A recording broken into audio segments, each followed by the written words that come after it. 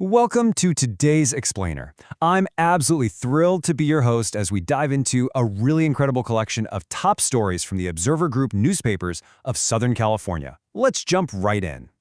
Here is our agenda for today. We're covering Victor Glover's historic journey, Bakersfield's Juneteenth celebration, Inglewood's new local reporter, the state budget battle, and California's falling birth rate. All right, Section 1. Victor Glover's historic journey from Pomona to the stars. We're kicking things off in the state capitol, which recently erupted in bipartisan cheers to honor a California native and NASA astronaut, U.S. Navy Captain Victor Glover Jr. Now, his journey builds incredibly fast.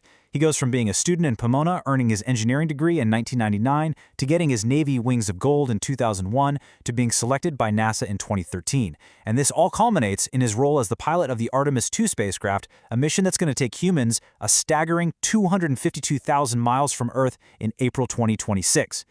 But what I find absolutely incredible here is that despite traveling further into deep space than anyone before him, Glover's main focus is grounded right here at home. He noted how seeing lawmakers unite to celebrate him and seeing little kids looking at a face that actually matches theirs, well, it speaks directly to his heart. It's just a wonderful testament to how historic achievements ripple right back down to our local communities. Section 2. Bakersfield celebrates Juneteenth, freedom, family, and fellowship. That exact theme of inspiring the next generation seamlessly carried over to Bakersfield College, where hundreds gathered for a profound Juneteenth celebration rooted in connection, kinship, and joy. To really ground us, we need to remember the history here. As Professor Keith Woolridge reminded the attendees, June 19, 1865 marks the day Union troops arrived in Galveston, Texas, enforcing the Emancipation Proclamation. But he emphasized that this date isn't just a historical milestone or a commemoration of slavery. It's a deeply powerful celebration of Black cultural resilience and community building. Compton College President Keith Curry really brought this to life during his keynote. He challenged educators to apply his real love framework.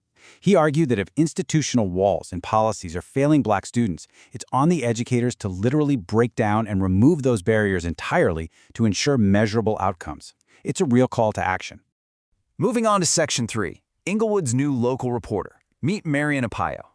Our third story focuses on another amazing champion for community truth. Talk about an unconventional and brilliant path. Starting in Uganda, Apio tackled online violence and actually founded a vital news verification platform. From there, she jumped to the U.S. to earn her master's at UC Berkeley before finally landing in Los Angeles as a California local news fellow. Now she's stepping into a rapidly transforming Inglewood with just an unwavering commitment to underserved communities. The big takeaway here is that Apio refuses to view Inglewood as an outsider. With major economic shifts from SoFi Stadium and LAX literally reshaping the skyline, she isn't just dropping in for the bad news. She is there to uncover grassroots community-led solutions, really elevating the voices of the people who built the neighborhood's soul. Section 4. The State Budget Battle, Navigating Billions. As we transition from the power of individuals to the massive systems governing them, let's zoom out to Sacramento, where the legislature just locked in the state's financial blueprint. $356 billion. That is a massive figure. That's the annual state budget approved for the fiscal year starting July 1st. This budget was designed to slash the state's deficit in half, but as you might guess, it triggered some incredibly intense partisan debate about what our true priorities should be.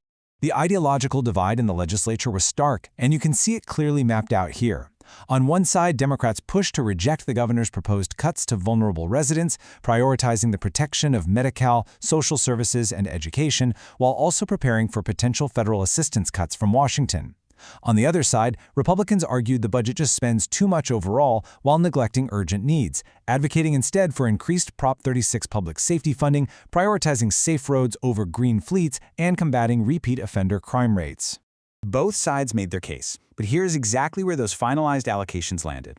The budget carves out a record $127 billion for K-12 and community colleges, $900 million for the state's homelessness fund, $375 million for Prop 36 implementation regarding courts and behavioral health treatments, and $250 million to support struggling public hospitals.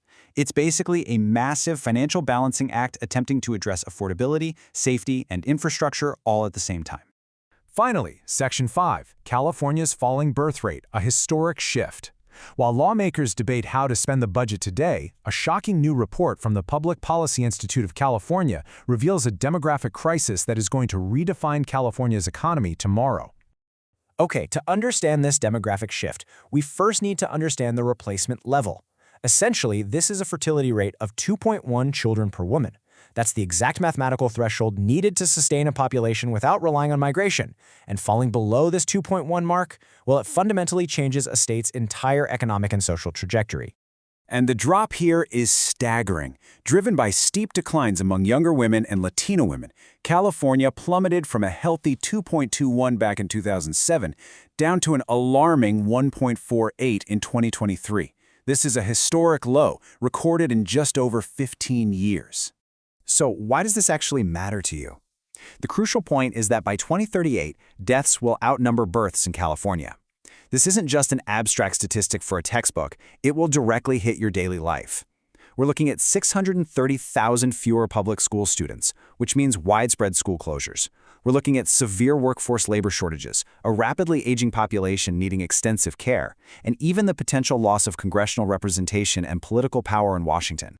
I want to leave you with this final thought. Without natural population growth, how will California adapt its massive economy and public school systems to a rapidly shrinking population?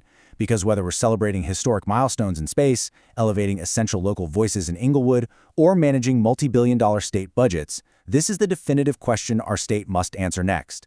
Thank you so much for joining me for this explainer, and never stop asking those big questions.